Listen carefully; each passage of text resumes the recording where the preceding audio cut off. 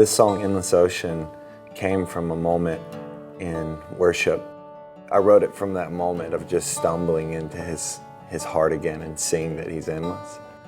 And as I started crafting the song and putting verses to it and putting chords around it, I suddenly remembered that 13 years before I'd written this song, I had a dream.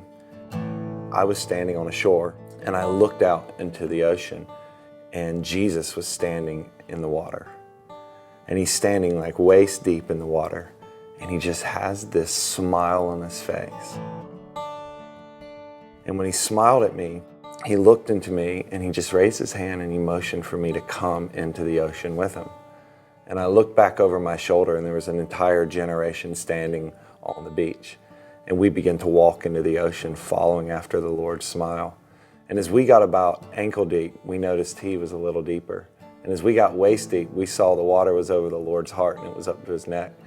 And the dream faded as we began to disappear into this bottomless sea with the Lord.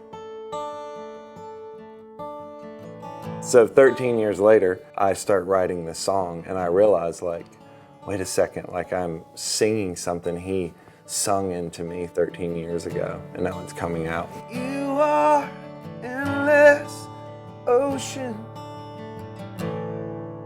bottomless sea. My call to a generation is to come and hear your Father's song. He's been singing over you your whole life. That I breathe.